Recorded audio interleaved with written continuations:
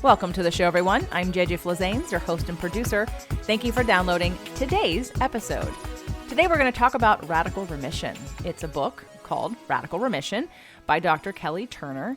And today I have on Tara Flanagan. She is the director of content for the Radical Remission Project. Before we get into today's episode, I just want to do one more shout out to anyone who's still out there who might be on the edge of thinking they want to do what I do.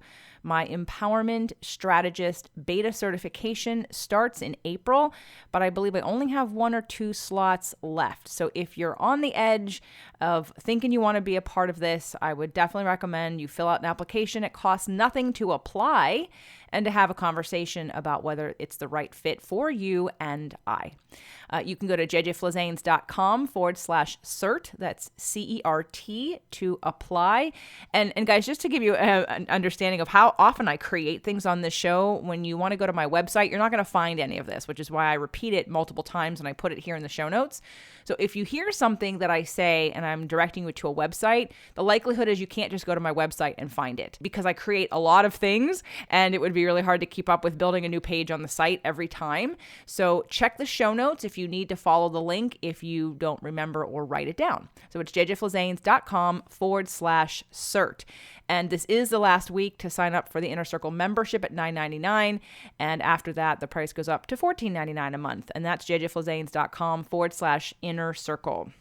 This conversation was the first one that Tara and I had, and after we stopped recording, I asked her some more personal questions about the topics that we discussed, and have decided to do another show and go a little deeper on some issues that were interesting to me and something she's been working on. So Tara will be back. Tara Flanagan discovered Radical Remission during the course of her treatment for stage 4 breast cancer. She felt so empowered reading survivors' healing stories presented by Dr. Kelly Turner, and was certain that implementing the healing factors uncovered by the Radical Remission research is the key to both treating and preventing cancer. It is her hope that someday oncologists will be handing copies of Radical Remission and Radical Hope to every patient who receives a cancer diagnosis, and that the science behind the research will encourage Western medicine to take a closer look at the mind-body-spirit connection. Welcome, Tara, to the show. Thank you so much for having me, JJ. So first, let's talk about your relationship to the Radical Remission group and the project. Sure, absolutely. I discovered Radical Remission a couple of years ago. It was actually about a year and a half after my diagnosis of stage 4 breast cancer. And to go back just a little bit before that, I had lost my only sibling, my sister, to cancer about 15 years ago, a very, very aggressive cancer. And 15 years ago, times were very different. You didn't quite have the plethora of resources in the mind, body, spirit world that we have nowadays. And I remember after her diagnosis, just sort of feeling very helpless, that all I could really do was sort of watch her die. And it was so heartbreaking to me. And here and there, I would hear about, there's such things as energy healers or, acupuncture, but there just didn't seem to be, quite the resources that we have today.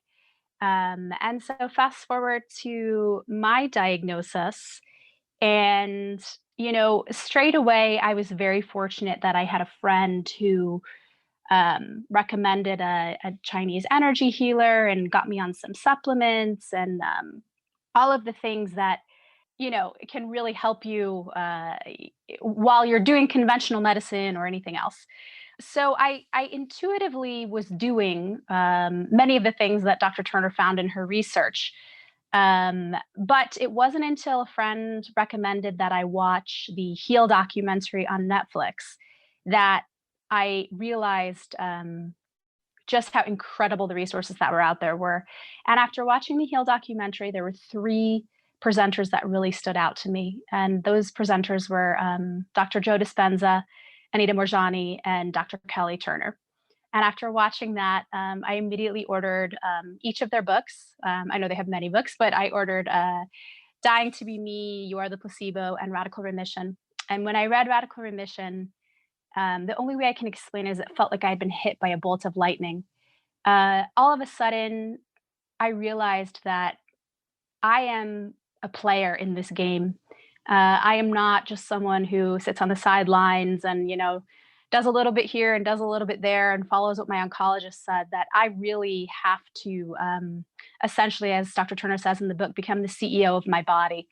And so after reading that book, I couldn't, um, I couldn't have been more motivated and inspired by all of the radical remission healing survivor stories. And while I always felt that I was going to survive this, I have to say the book just absolutely gave me sort of the backbone, or I'm not sure what the right word is, the strength to say, okay, not only do I feel I can do this intuitively, but there's also some science on my side as well.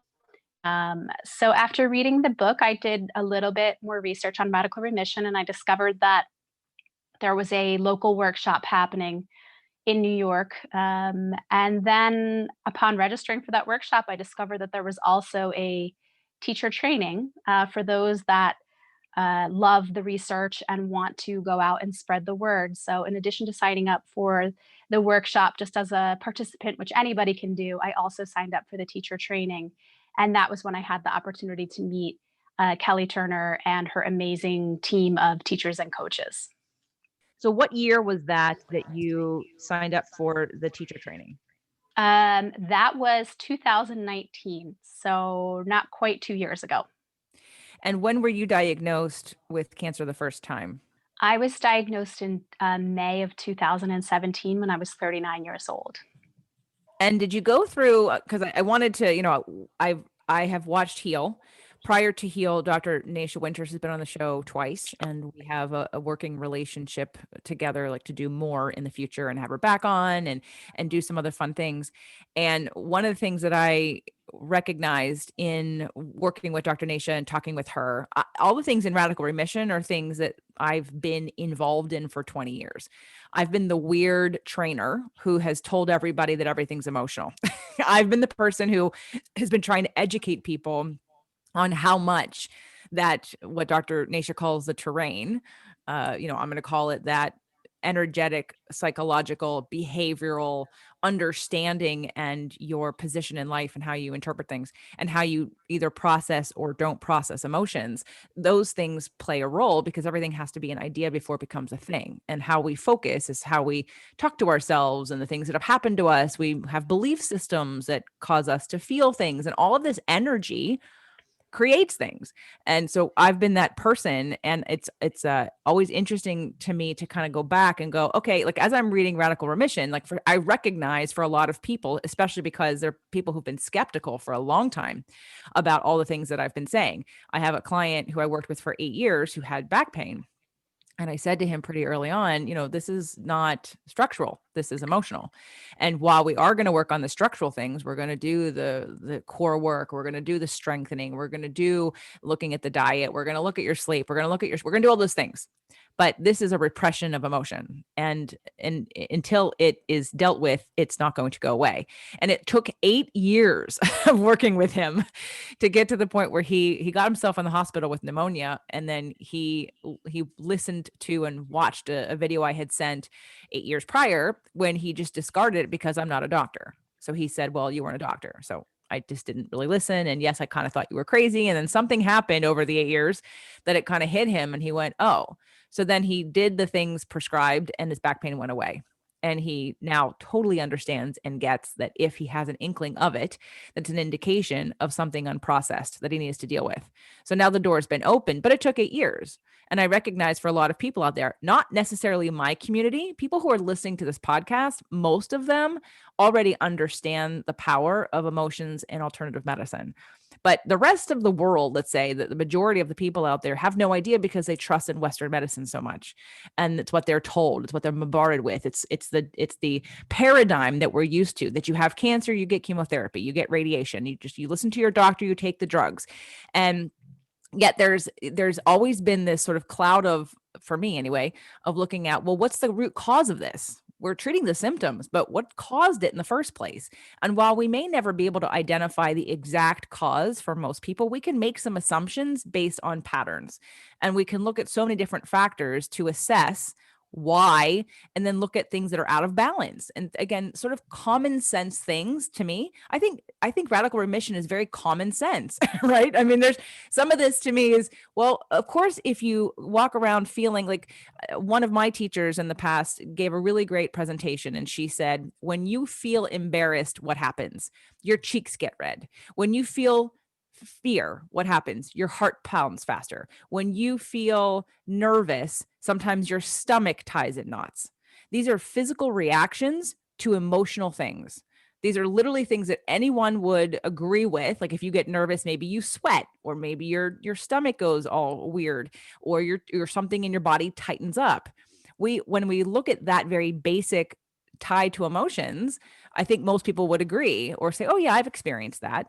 But yet looking at long-term patterns of holding on to anger and resentment and fear and grief have the same effect, but somehow the majority of the population dismisses it when it comes to a bigger diagnosis.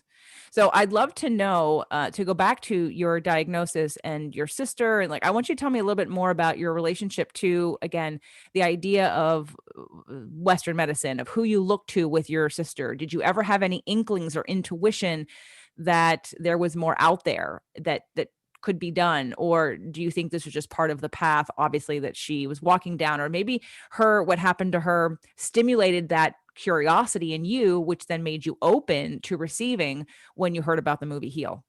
Yeah, absolutely. Um, the first thing I want to say is, before I get into my personal story, just to comment on what you were saying about having been pushing with your clients all of these years about emotions. Yeah, that was for sure one of the most surprising things for me when I read the book. And I know Dr. Turner says the same. It was one of the most surprising things in her research that in the original 9 factors, only 2 of them were physical. Because when you get a diagnosis of cancer, the first question you have for your doctor is, what can I do? What should I eat? What should I do? What should I not do? But the conversations that you're going to have with your doctor are definitely all going to be based in anything that you can do physically. And quite honestly, most Western medicine doctors are going to tell you you can't really do anything. One of the things I love the most about radical remission is, Dr. Turner says you can't give yourself chemotherapy, you can't give yourself surgery, you can't give yourself radiation, but you can do these things for yourself. And I love that. When my sister was diagnosed, I'll start off by saying that after my diagnosis, we discovered that our family has the MAC daddy of all genetic mutations, called TP53, which is where your tumor suppressor gene is actually turned off. So obviously, science has told us, we know that every human body has cancer in it, but the immune system takes care of killing those cells and cleaning them up. The problem is when you have TP53 and you're missing that tumor suppressor gene, if the terrain is just so, then it really gives the cancer an opportunity to grow. In my sister's case, she was pregnant when her cancer was discovered. She was actually 8 months pregnant when they discovered it, and she had 2 babies at home. So, most likely in her situation, hers was probably largely hormone induced from having children back to back, and probably the stresses of being a young mom with all of those kids. Um, so, to be honest with you, when I was helping to take care of her, I did have this desire to want to do more and want to find more, but I was young and I wasn't sure what to do, and I was also helping take care of her kids.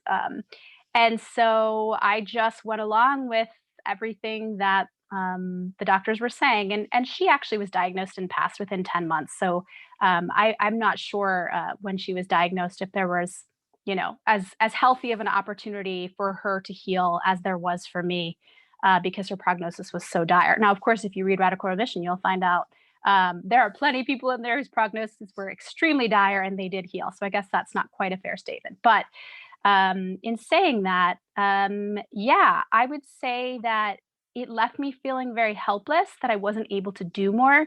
And maybe it also left a feeling in me that Western medicine wasn't able to save her. And so maybe I needed to look outside of what Western medicine had to offer. I began seeing my Chinese healer before I ever even saw an oncologist. So I began seeing a Chinese healer after my biopsy, my breast biopsy, but before I ever even met with a oncologist. And so it was really interesting when I met with him. He was very, well, it's fair to say he's fairly anti-Western medicine. And he explained to me that in Eastern medicine, cancer, they don't refer to tumors, they refer to blockages. And essentially, it is an energetic blockage in your body that is causing the cancer cells to accumulate. And he actually wanted me to get his treatments, and he wanted me to do things like go on a water fast and all of these things. And he said to me, give me 3 or 6 months of just letting me treat you, and then you can go back and get your scans. And I was scared. I was really afraid. That seemed very risky to me because I had lost my sister to cancer. And so I wasn't ready yet. I was obviously committed enough that I see him every single week and have for the last near 4 years. But I wasn't ready to say no to Western medicine all the way. And quite frankly, I still am not. I believe that for me personally, there's a place for both in my life. So I began seeing him. And as I mentioned, I began taking supplements. But I really did have to take a hard look at my life and the terrain that was created inside of my body that allowed the cancer to grow. And at the time, I was in a very unhappy marriage. My husband and I owned a couple of businesses together, a couple of bakeries. I was working 7 days a week. I wasn't able to see my daughter as much as I would like. I wasn't able to travel as much as I would like. I was just it felt like a rat race. It felt like I was hopping on that wheel every single day with the same predictable outcomes. And so it took me a little while. It took me about a year to kind of unravel my life, but I absolutely imploded it. I closed my business. I got divorced. I did all of the emotional work that needs to happen to sort of reset the body. And it was amazing once I got out of the situation that I had been in before to look back and just how much sympathy I felt for that woman. That woman being me, just looking back and looking at the type of life she was leading and knowing that cancer was festering in my body. The fact that I was stage 4 on the day that I was diagnosed, that it was never even caught beforehand. Um, it was pretty wild. But yes, in answer to your question, I think something was sparked in me as a result of losing my sister that kept me very open to it. I've also been a very intuitive person my whole life. I've always been very into um, dream analysis, and I've always believed in synchronicities and things like that. So I think generally speaking, I probably lean a little bit more towards someone who's going to be a bit more suggestible to these things. But with that said, over the last near 4 years, I've had several points, forks in the road, if you will, where I've had to make decisions where I have to ask myself, this is what my oncologist is saying, and does this resonate with me? Is this true to how I feel? And there are times that we've agreed, and there are times that we've disagreed. But I'm always working on, I guess, keeping in touch with my intuition, because if you've read Radical Remission, to me, intuition chapter is absolutely one of the most fascinating, specifically the studies that they reference where the body is aware of dangers and things like that before the mind ever is, well before.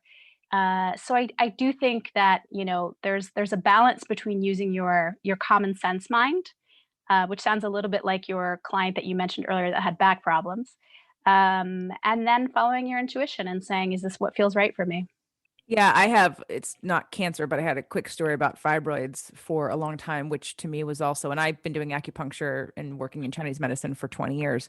So I, along with you, have been having treatments at least once a week. And sometimes depending on what's going on, more times or looking at, using Chinese herbs. I'm a big, big fan of Chinese medicine, but I had fibroids that weren't necessarily being treated properly. And I don't mean that by anybody else. It wasn't working. Like I was doing a lot of things, although they all led me to the next thing. Like everything in my opinion, builds off the next thing. So it's all important. It all plays a role. It all can teach you something.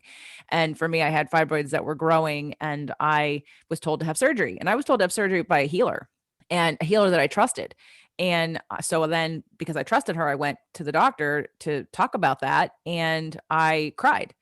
And then I went back again and to another doctor and cried again. And on the third time, when I was bawling my eyes out because I was getting ready to make the appointment, I had to look at myself and say, "What are you doing? You don't believe this. You do not believe that this is the answer. This is not the right answer. Otherwise, you would feel relief." And so from that point on, and I was doing all the things, and I was doing everything and anything, and I'd love to hear anything I didn't do when it comes to fibroids. And I did release one on my own. But there came a point in which I was just literally always listening to my body. I was doing everything I could that I was excited about trying, but I was also listening to my body. And my body told me when it was time. And I had met with a doctor who we talked about surgery, but there was another procedure. And at the time, that procedure, the uterine fibroid embolization, that procedure was a no-no. Like she said, well, if you ever want to get pregnant, then I wouldn't recommend it. So that was taken off the table, but that was the least invasive procedure that one could do. And I was like, okay, well, all right, I guess that's off the table. And then 2 years later, my intuition said, check it again. So I went onto the internet and I checked it out, and now it was the fertility preserver. All of a sudden, the studies had changed, and now everyone was saying, no, this is a great thing to do. So I called the doctor back and made an appointment to go in. I had this procedure done. The procedure that I worked with the doctor on, it was a different doctor. She wanted me to have hysterectomy. And I looked her straight in the face, not emotionally charged at all, because I've had a ton of doctors on the show. I've had Anita Morjani on the show. Hopefully Dr. Joe Dispenza will also be on the show, and Kelly Turner's coming on the show. So I've talked to enough doctors and people who've had these experiences and deal with these very specific things enough to know that I didn't need a hysterectomy. In fact, I looked at her, I said, yeah, that's not going to happen. And so then the next doctor, the gynecologist, she looked at me in the face and she said, you scare me. You make me nervous. And I said, so let's go down the line here. So you're taking this one thing and this 15% chance that could go wrong. Well, could it also go perfectly fine and everything could work out exactly the way that I'm laying it out? And she said, yes. I said, well, that's the way it's going to work out. And that's the way it worked out.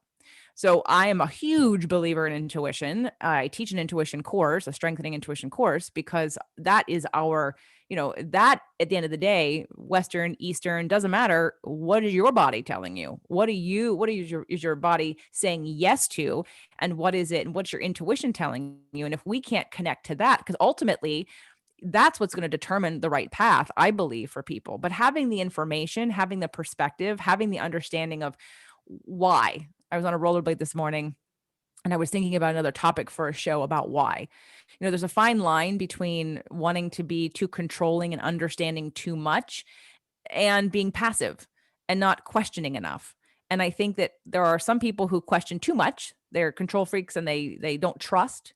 And then there's the ones that don't ask enough questions, that don't take control of their health. I've had Dr. Christian Northrup on twice, and our whole first conversation was around the marriage between medicine and intuition, and that we become that we're the only ones who can decide what's right for us. We're just gathering information and having guides of doctors and physicians and whoever else suggesting things. So whether it be Eastern or Western, someone can, like you said, you can check in and see, is this right for me? And your body will tell you if it's right for you. So when you look back at the emotional root, or so you said about the stress and the gene, and Dr. Bruce Lipton's been on the show also, and we talked about epigenetics and how how our epigenetics affects gene expression. And I know you said it was turned off. Do you have any idea? Have you ever thought about that your gene being turned off had anything to do with environmental belief systems or family heritage or anything like that? No, to be honest with you, I haven't thought that. It is just an unfortunate genetic mutation that's quite rare. And you have a 50-50 shot of it being passed down in your family. And unfortunately, it was, it's been pretty intense in my family. But no, I haven't questioned why we have the genetic mutation. I know it's been around for a while because if I look back at the family tree, I lost my grandmother, my paternal grandmother, when she was quite young in her 60s. And if you kind of look back on that side of the family, now of course, this testing didn't exist. It has not existed for that long. So this is somewhat new to our family to have made that discovery. In other words, we didn't even know this when my sister passed, or obviously I wouldn't be in this situation because we would have been monitoring me. Right. What other applications? So looking at the nine key factors that can make a real difference in radical remission, what do you think? Do you think the intuition was the number one for you, or what were like the top two or three that you implemented that you think helped you so much? Um, for me, I think releasing suppressed emotions was probably right up there with intuition. And I think when you're someone who is in an environment that's quite stressful, it becomes normal to you, if that makes sense. Like it becomes normal that you work 7 days a week and you work 14 hours a day because that's just kind of how it is. Um, and in a way, you don't really realize what it is you're stuffing down emotionally to reach a point where that lifestyle becomes normal, that stress level becomes normal. Being in an unhappy marriage, I really, really struggled with that, and I felt so strongly about not getting divorced. My parents are still married; they've been married for 50 years, and I have a daughter, and I really felt I shouldn't get divorced because of my daughter.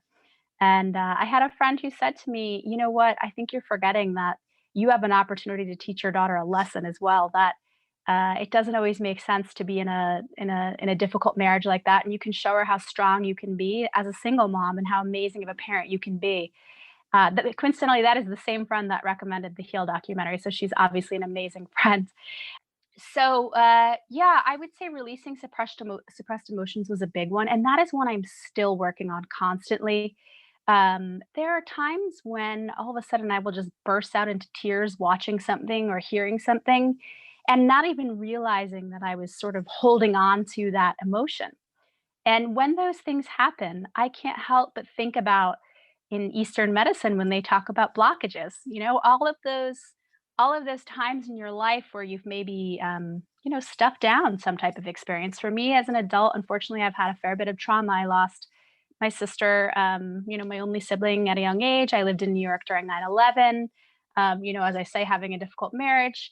Did have a wonderful childhood, but as an adult, I've sort of had my fair share of difficulties.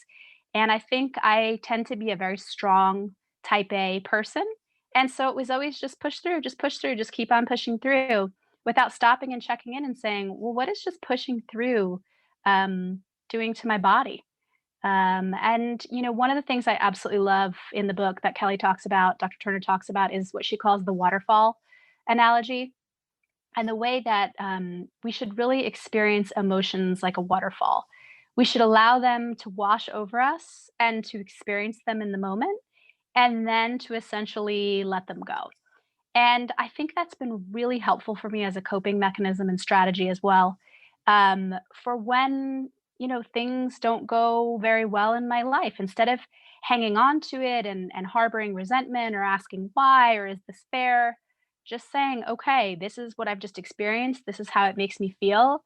Feeling it deeply, moving on and saying, all right, on to the next. Or maybe it means you go to bed and you start over with a new day the next day. But I want to get back to something you mentioned when we very first started speaking about the book being common sense. I could not agree with you more. And I think the other amazing thing about the book Radical Remission and the research that Dr. Turner did is that when you read the book, the first thing you think to yourself is, why does everyone not know this information? Because to some degree, while it is common sense, it's organized in such an incredible way, especially with the science behind it. But when you read the book, you can't help but think to yourself, geez, if everybody had a copy of this or were taught this material, they might not get cancer in the first place. Um, and so I actually ended up gifting the book to a lot of friends after the fact who had no cancer. And I just said, I found this book to be life changing, and I think it will be life changing for you as well. And the feedback that I got from every single friend was exactly the same. And just what you said as well, like, wow, this stuff seems so common sense and so obvious, but it's just when it's organized in that way. And for anybody who's listening who's not familiar with the book, basically Dr. Turner researched 1,500 cases of radical remission, those who had a spontaneous healing from cancer, who either didn't use Western medicine or Western medicine had already failed them, or they beat a very dire prognosis, which would be a less than 25% survival. And when she interviewed those people, she found that they all did different things. I think the list was like around 75 things that each person said they had done total, but they had all done the same 9 things. Um, and actually, in her subsequent book, now there's a 10th factor as well, exercise. So I do think it is incredible how, if we were all to implement these 10 factors in our lives, how we would just be healthier, happier people in the first place. And the thing Dr. Turner is very careful to explain is this book is not a cure. If you have cancer and you read this book and you implement everything, it does not mean that your cancer is going to go away. However, there is scientific evidence to show that every single factor in the book does boost your immune system. And obviously, we know a boosted immune system is good for everything. It's good for just avoiding colds, quite frankly, I don't know, possibly even COVID right now. But just in general, it's really, really great material that is relevant to everyone, whether or not you've had a diagnosis. I have an empowerment strategist certification, and it's going to be part of the curriculum because, and of course, I want everyone who's listening right now to buy the book. I want you to listen to the book. I have all 3 versions. I have the Kindle, I have the book, the paperback, and I have the audio. So I'm not a big Kindle person. I know Kindles are fine, but I prefer to have a book in my hand. I want to be able to flip back through pages. I think seeing the words and reading the words sears it in my brain. I have like one of those photographic memories. And so I would prefer to look at it than just listen to it. I can retain a lot when I hear also, but it's more impactful if I can read it or go back and look at it. I remember listening to something in chapter 4. There was like a diagnosis of suppressed emotion. And I was like, oh, I need to have the book to look at that. So that's one of the reasons why I bought the book. So Radical Remission is, again, a general, I love all the stories and all the different cases that she outlines, because I think it gives hope to anyone in any situation when someone wants to say, well, no, that's not me. Mine was worse. I had a specific situation.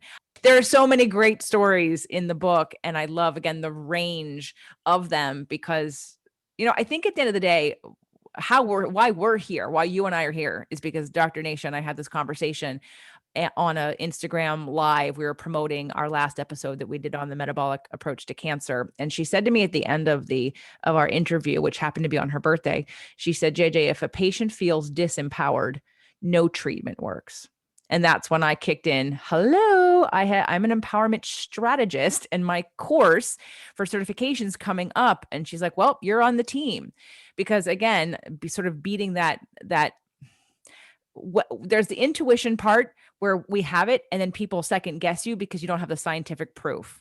I'm the person that doesn't need it when I know it. Like the intuition is pretty high, and I'm like, no, this is truth. You don't need to prove it to me. But then there are so many people that need the proof. They need the scientific evidence to show that this actually works because they don't trust their intuition. No one's ever taught them how to. And what I do love about this book is it, like what you just said, it's all scientifically proven to strengthen immunity, and your life will be better, period. So I love that in Dr. Naisha's first show that we did, she talked about, I called the show Healing into Dying, because she said, you know what, I'm dying. I might as well figure it out and have a good journey on the way there. That was her approach. So let me learn something and do this the best I can. It wasn't even to heal herself. It was just to sort of do it well, understand it, and do it the best she could. And then, by default, boom. And Dr. Kelly did the intro to Metabolic Approach to Cancer. She wrote the foreword for Dr. Naisha. And that was when Dr. Naisha said, do you know Dr. Kelly Turner? And I had seen the movie Heal not too long after that conversation. But this is all, I just listened to this and it's like, yep. Nothing shocking me. And I'm like, yep. I'm glad more people are learning this. I'm glad someone's researching this. I'm glad someone's putting this on pen to paper and dealing with a community of people who sometimes feel like they're going to give up, or possibly, again, I had a doctor look at me and say, I'm going to do this procedure for you. Because I said to her, I don't even need to go over these slides. Just yes or no, will you do the procedure? Because if she was going to say no, I would have been on to the next person. And she said, I will do it, but it's not my first recommendation. My first recommendation is hysterectomy. And I was like, yeah, that's not going to happen. So, so to me, again, I was very, very sure and strong and secure. And my boyfriend was like freaking out. He's like, "Oh my God, are you going to die?" I'm like, "I'm not going to die."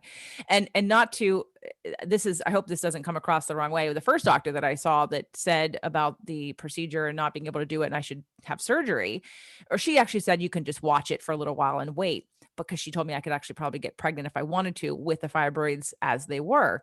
And I said to her, and I was very frustrated because in Western medicine, there's not that many options for fibroids and they are benign. So she's like, "Well, at least it's not cancer." And by this point, I've got Suzanne Summers' again, using all the same information, I was like, I have tools for cancer. Cancer doesn't scare me. I have tools. There's so much research on alternative medicine for cancer, like tons of it. And there's nothing for fibroids. And again, that wasn't me inviting cancer in. It's just the frustration that we have something that isn't life threatening, but is still annoying. And again, women getting their uteruses taken out all the time when that's not necessary. And I thought, why did I have to go through this? And I think that the reason I had to go through this was so that I could come out the other side and still realize what's happening to a lot of people, where they're being disempowered because they're being told to do something really dramatic that they probably don't need. And Yeah, absolutely. Empowerment is such a big piece of the puzzle. And, just taking control of your health and doing the research. I mean, PubMed is an incredible tool. And obviously, with care, the internet can be can be a useful resource when you're looking for other people's experiences. But yeah, I do think, I read an article years ago that was talking about the future of artificial intelligence with doctors. And somebody designed a computer system, where you could input symptoms and it would spit out a diagnosis. And the artificial intelligence machine was spitting out a diagnosis with a 75% accuracy. And it said that the average doctor has about a 60% accuracy. And I remember thinking to myself, well, that is really scary, because that's not really that far off from 50-50, is it? So kind of that always stuck in my head as well. And I have to say, I have amazing doctors whom I trust, and we have wonderful relationships where, we can talk about everything, and I tell them I'm going to I just actually finished a water fast, my first water fast I've ever done. I finished I want to try whole plant cannabis pills. I see a Chinese healer. I've kind of been one of those people to really throw everything at it and see what sticks. But you have to be careful, because I'm very lucky that my oncologists will have those conversations with me, but there are other doctors who just won't, and who will flat out say to you, "You're crazy. There's no point eating healthy." I mean, when you look at the average advice that a chemo patient is given, they're told to just go chug milkshakes and have apple pies and all of those things to keep calories in their body. When at this point, we know we have enough evidence to show that that type of eating is cancer promoting. So I think it's just always really important to understand that doctors are humans. They are wrong sometimes, many times, and many of them are not doing it from a place of intending harm for you. It's just that they haven't necessarily received the training.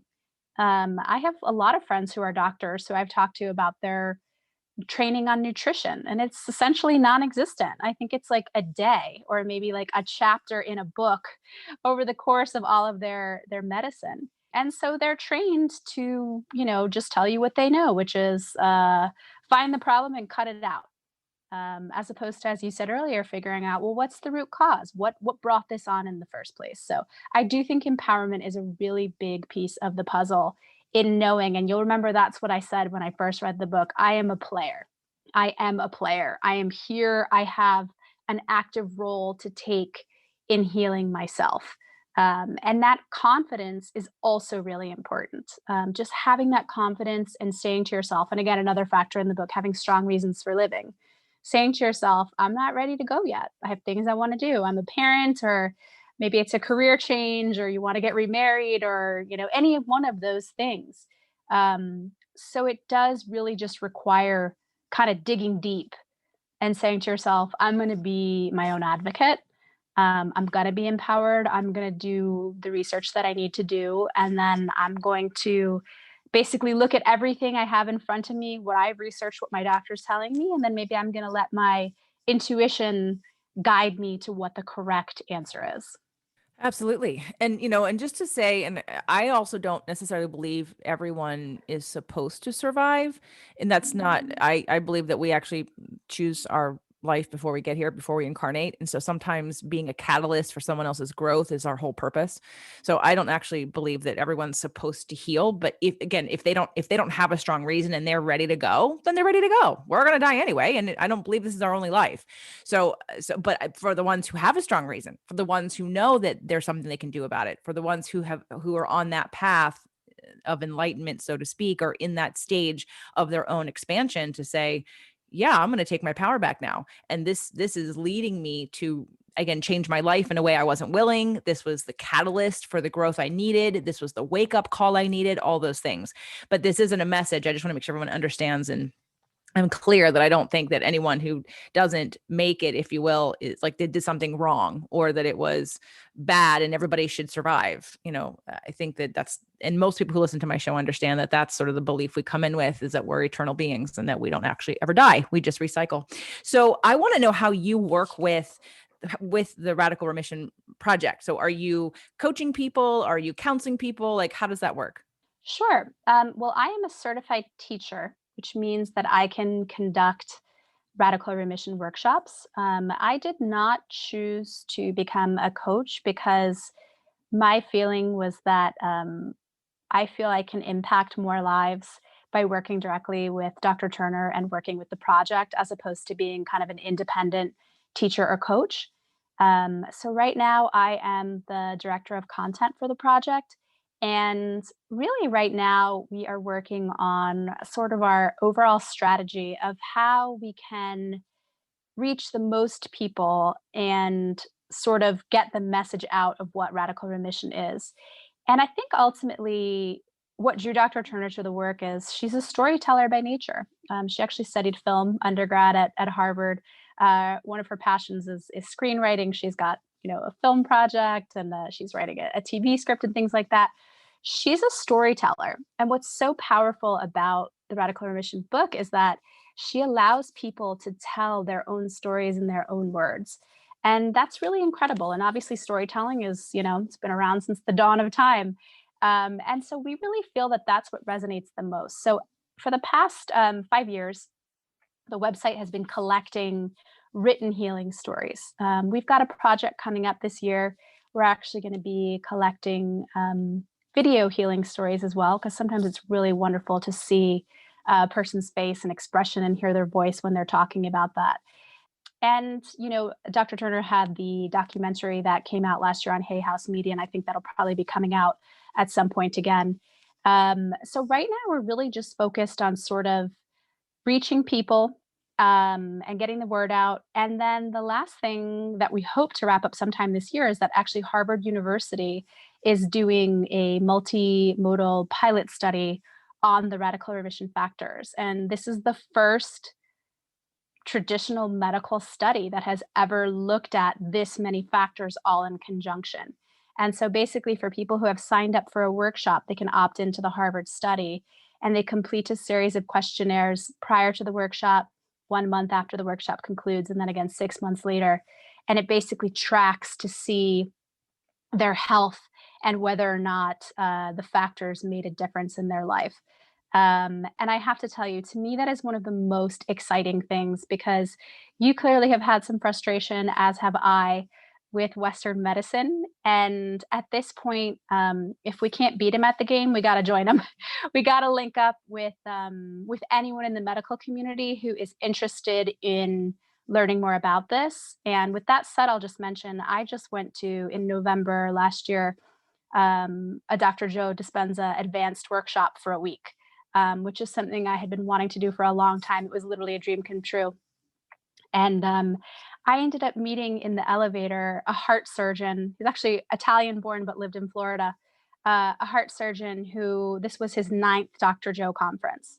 And throughout the conference, there were so many nurses and doctors who spoke up, many of them who said, we are tired of basically the direction that things are taking and the lack of awareness that the mind body spirit connection has a lot to do with healing as well.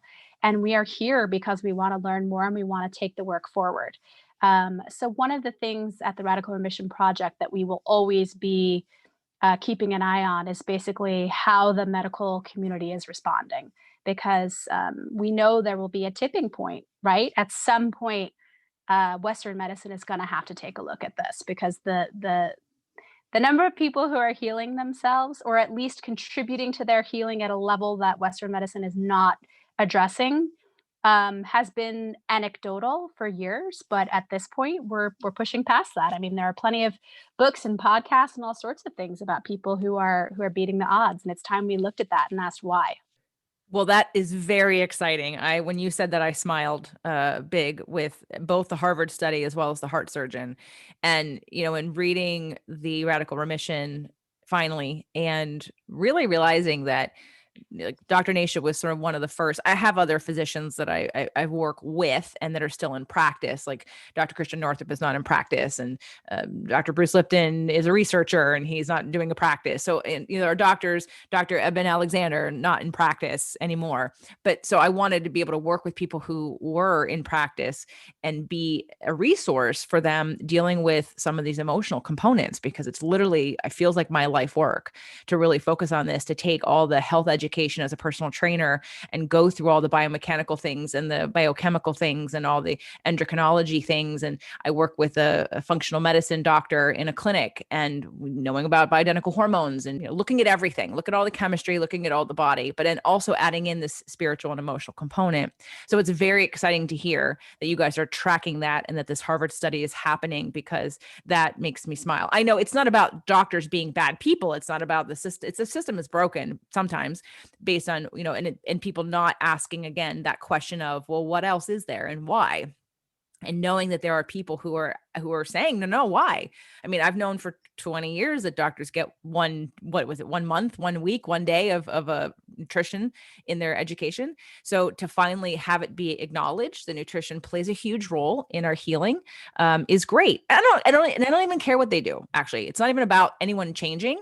It's about that as a community and as a society, that we're being educated and sharing, and not even being validated, but being acknowledged that there are other ways. And then people can choose what they want to do. If people want to do, I support people doing whatever they want to do. What I'd like to see more of is us sharing that these very basic things, that half of the stuff in this book are free. I mean, not that you working with somebody would necessarily be free, but you could radically change your diet and not have to pay somebody to help you do it, right? You can follow your intuition and learn how to do that with very simple practices to start, of meditation and things like that, which again would help you dramatically, not only improve your situation, but improve your experience of your life. And so that's what I'm really passionate about, is wanting to get out this information to more people, to really, again, go back to empowering them. You have the power, and you can work with others to figure out what to do about it. But ultimately, you're the creator of your own reality. And that's it. That's all there is. And so when we all understand that, I think that's such a positive, hopeful way to look at life. And that's sort of what I teach. So I really appreciate you coming on the show today. Everyone can go to radicalremission.com. I recommend everyone buy Radical Remission, the book, Surviving Cancer Against All Odds, the 9 key factors that can make a real difference. I believe I was told that the Heal movie was on Netflix and they just took it down. Do you know anything about that? I do know it's actually on Amazon Prime now. Well, there you go. Everybody go watch Heal. Dr. Kelly Turner is on there, also with Joe Dispenza and Anita Morjani, and Bruce Lipton's on there, and there are a lot of great people. And please check it out. It's, I believe, is it free on Amazon? I think it's, if you have Amazon Prime, it's free. Okay, awesome. So no reason to stop anybody. Watch it, share it with your friends and family if they're open. Buy Radical Remission. I also am going to be gifting many copies of this book, radicalremission.com. Tara, this has been amazing. I really appreciate you coming on the show today and starting this conversation with my community on Radical Remission. Thank you so much, JJ. And I'm so heartened to hear that this is something that you've been pushing for 20 years. I wish I had met you 15 years ago when I was going through my sister's cancer experience. It's just so good to know that there are people out there who are really sharing this message. And we're grateful for you to give us the platform. And one thing I just want to mention about the book real quickly. So I bought the book originally, and then at some point I ended up buying the audiobook. And for anybody who likes audiobooks, it's actually read by Dr. Turner.